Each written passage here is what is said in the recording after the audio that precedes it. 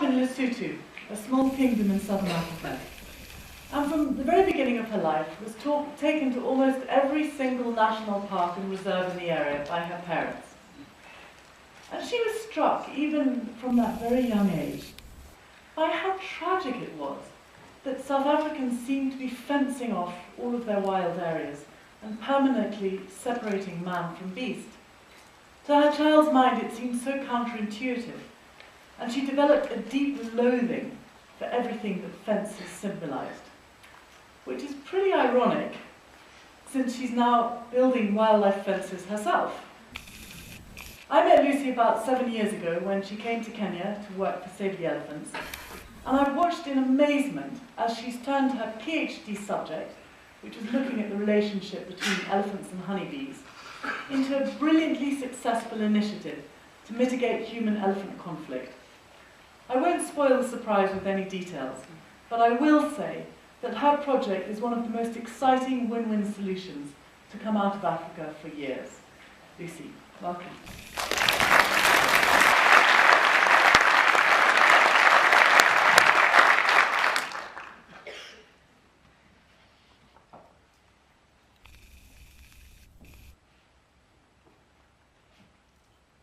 Well, thank you very much for that lovely introduction, and thank you for inviting me here to Arnhem. It's very, very special. I just flew in from Kenya, where the temperature is about 35 degrees warmer than outside. So there's a very good reason why we choose to live in this beautiful country.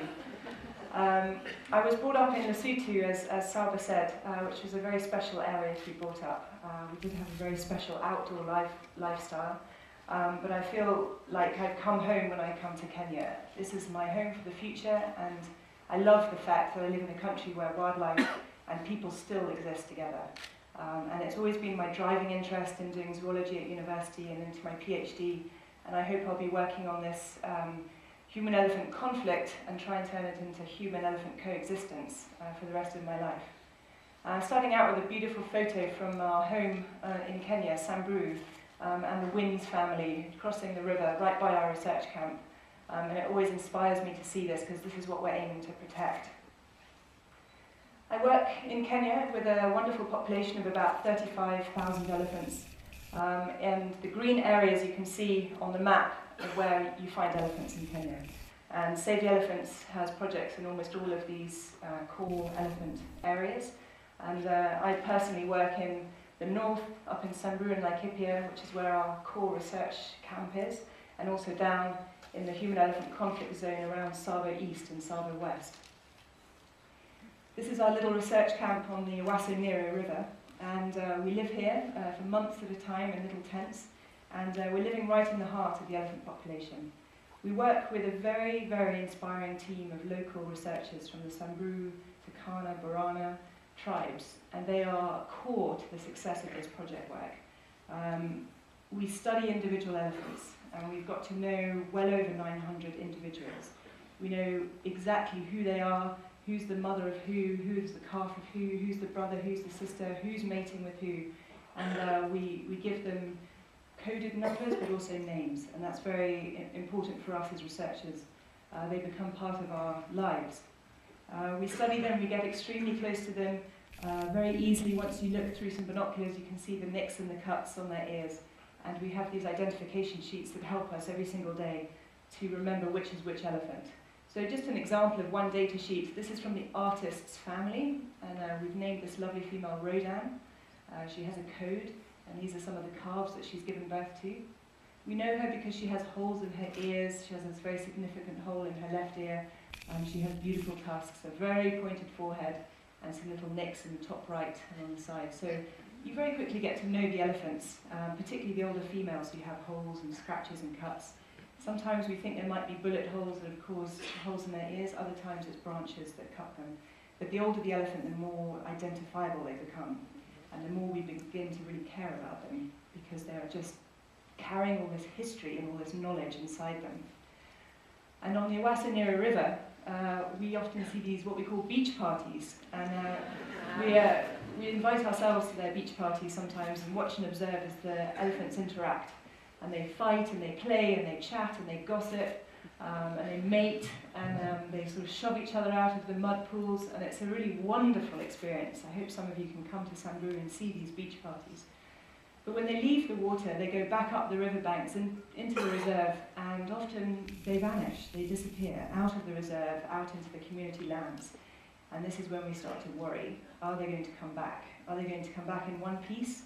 Are they going to come back limping, shot, bloodied? Are they going to come back at all? And so we've started to use some rather high-tech technology to try and help us understand where these corridors are, where they are migrating through the landscape. We use either satellite or GSM collars around special individuals, either for key elephants that we know are great migrators, or even large bull elephants with large tusks that we're very worried about. So we collar them, and the information that we get from these collars is absolutely invaluable. The collar doesn't hurt the elephant, but the data we get could save all of them. So it's a small risk for the elephant, but we get phenomenal data. And just to show you, this is one of our loveliest big bulls called Mountain Bull. He lives on the base of Mount Kenya. You can see this beautiful image of Google Earth here. And he lives in the Amenti forest. Every single dot is 1 hour of his life.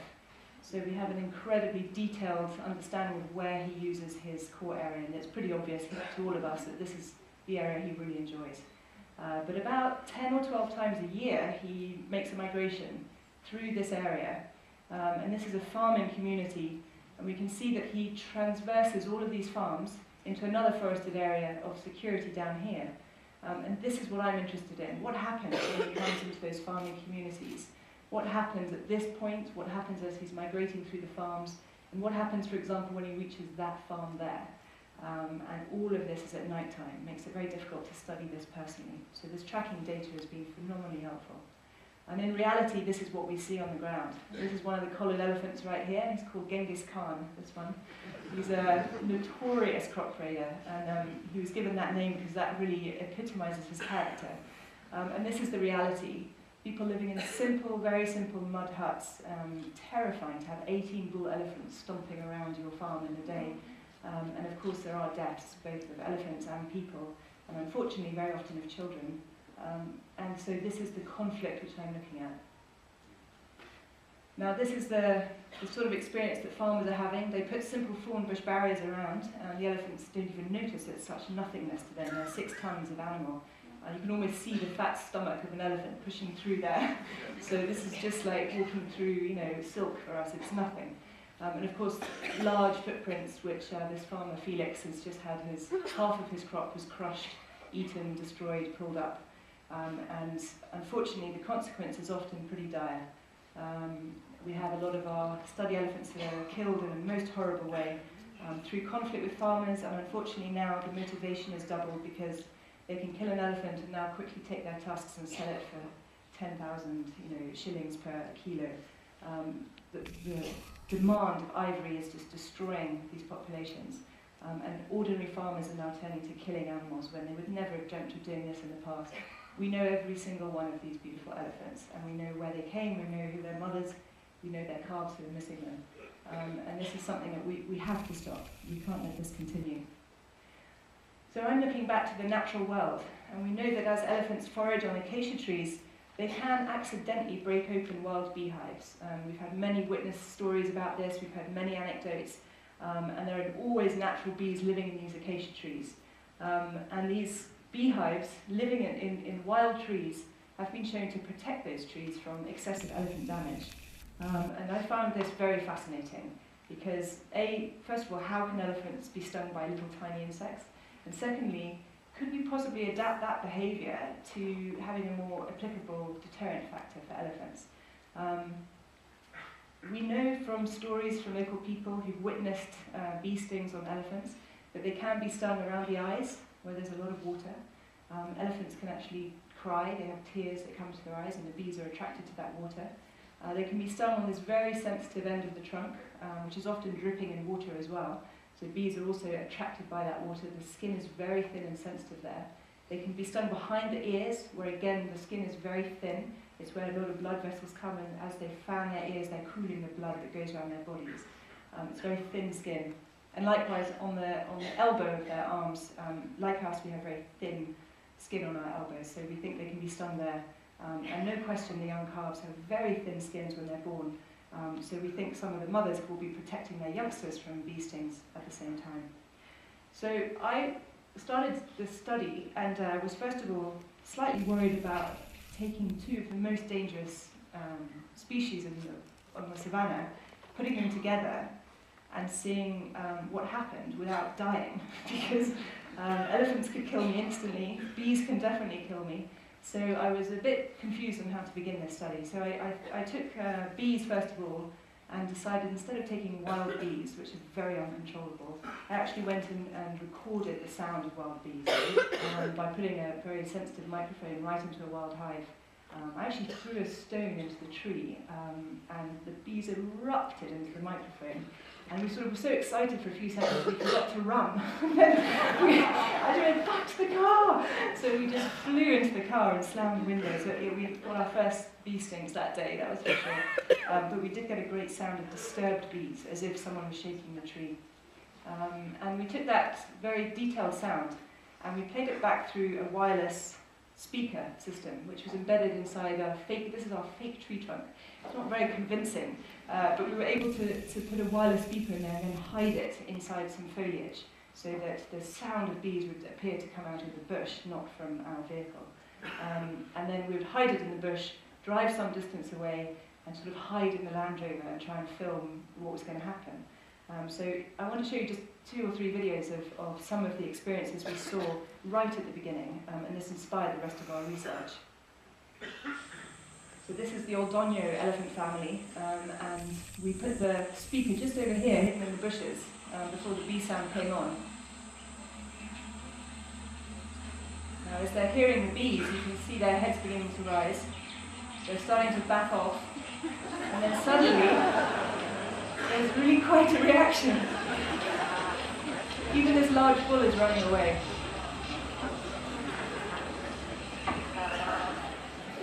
Now we hid the bees in this bush over here, and as they're starting to come on, that female is already starting to be worried. I mean, the reaction here was just so fast. And again, the bees are on this side, and these females, this is a quite typical reaction, ears out, turning from side to side. You see the trunks beginning to flick there. They even kick this youngster at one point, say, get up, there's a problem. And then this female really does not happy, and she starts to move away. And this often happens, the female will trigger a retreat, and then everyone follows her. You see she's very alert there, with her head up, lifting her feet over the things, and then they just start running, literally into a cloud of dust. And I don't know if many of you know elephants, it's incredibly hard to move them. You know, that group of elephants is probably about 80 tons of elephant meat sitting right there. So, of course, we did control as well. It's not just the sound of something erupting, it's specifically bees which cause them to run. We played all sorts of other things. White noise is a good control. We even played music. You might be interested to know that elephants quite like the Vivaldi's Four Seasons. They rather started swaying. They certainly enjoyed that. But bees had quite a dramatic reaction. And we were able to publish this in Current Biology, which gave us a lot of help, actually, having a significant scientific publication. And from this paper, we started to get funding from Disney in America to help us with some of the material costs and the research. And one of the things I wanted to look at, because I was suspicious as I was looking at these elephants running away in a panic, I often saw other elephants coming from the bush and joining them. And I didn't even know these other elephants were there. They came from behind us sometimes, from the bushes. So we repeated the experiment, and this time we placed a microphone around the elephants. In fact, we have 3 different infrasonic microphones. And we played bee sounds again to all our groups, and we captured all the infrasonic communication that was going on by these elephants. And we very rarely heard anything from our ears.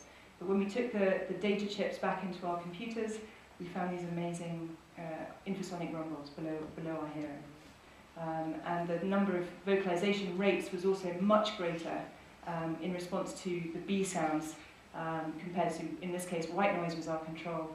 And there was a hugely elevated communication amongst elephants as they heard the bees, and then once the bee sound turned off and they were running away, they were trying to communicate to each other. Very, very interesting. Now, with help from my colleagues from Disney, who have a bioacoustic laboratory in Florida, in the Disney's Animal Kingdom there, we were able to look very detailedly at the alarm call that these elephants were giving out. And we actually found that when they heard bee sounds, there was a very elevated second formant within their vocalization. I won't go into huge detail about this, but it's really a stress in the vocal cords. The first formant is the sort of bass sound that comes out, and the second formant gives you that character to the sound. So in us, that would be a word, a stress on a vowel, for example.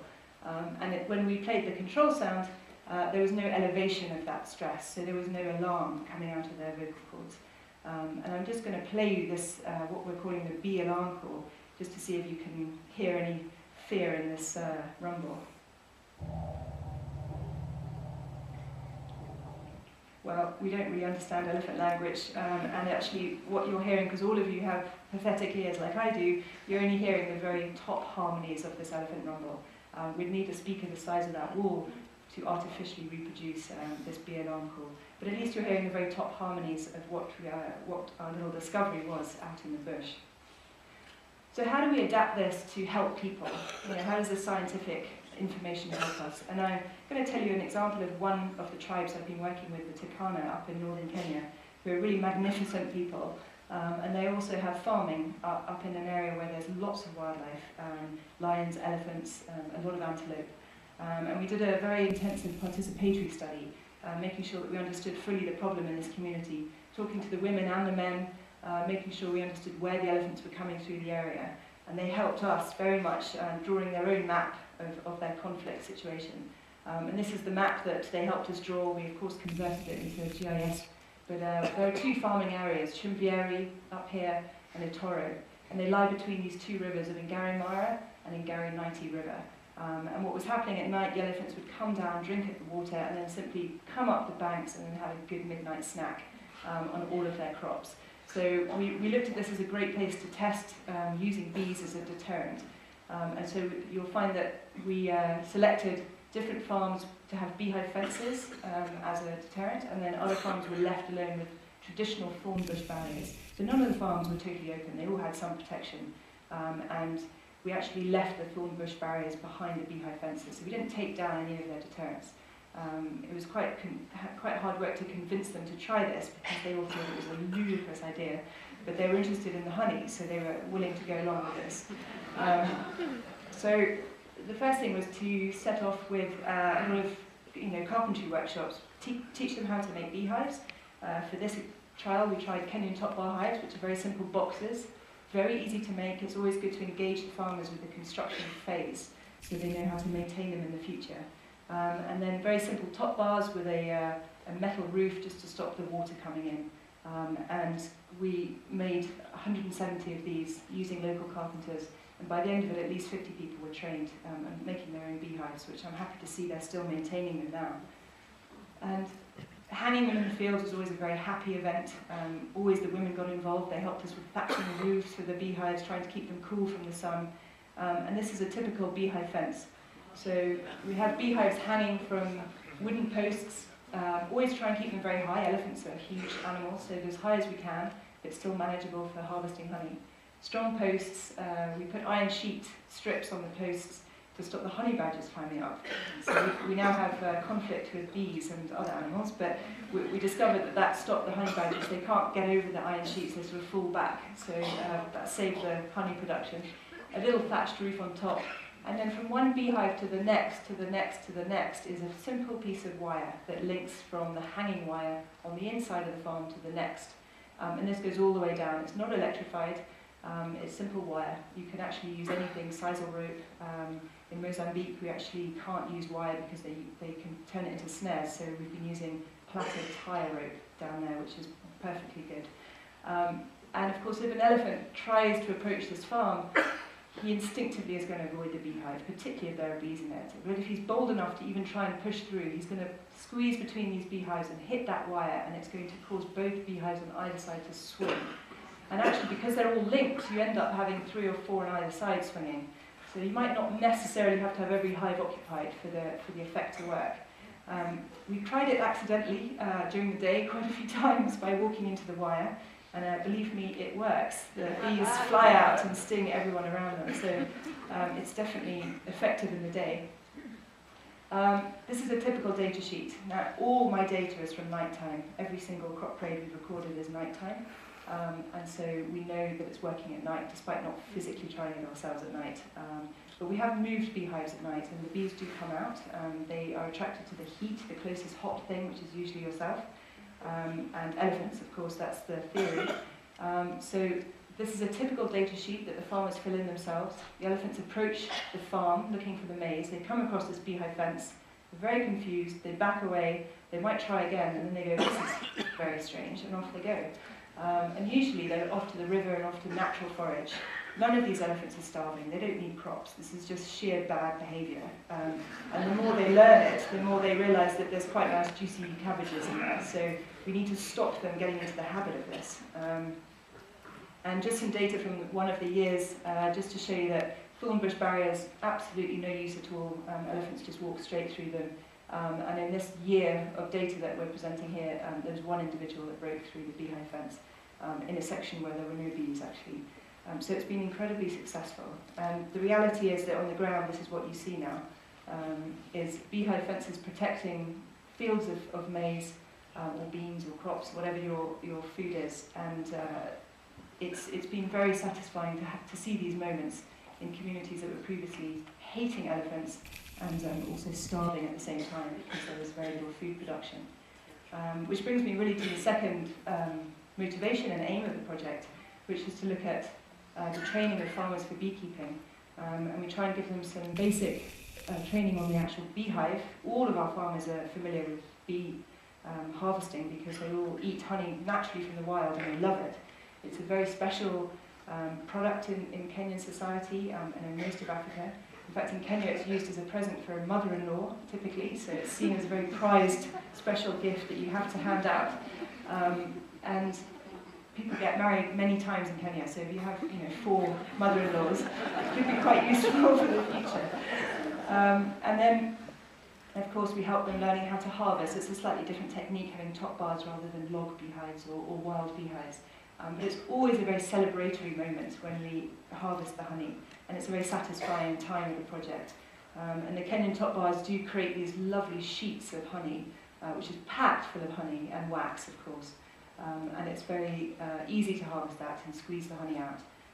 And when we first started harvesting honey, we lost literally 8 kilos in about 4 minutes. People were just stuffing it in their mouths, dripping with honey, and they're being stung around the face with all the bees, and it was chaos. But finally, they satiated themselves, and we started to jar it up, usually using recycled jars, just from olive jars and jam jars and all sorts of things.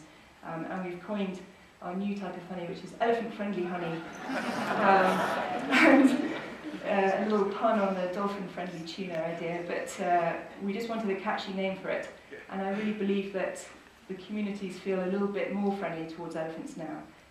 They're not having terrible crop raiding in these particular farms, and we hope that they see that there is a benefit of having elephants in the area. And most importantly, we're engaging the women, because they're a little bit nervous about harvesting the hives to start with, but they're very good at managing their business side.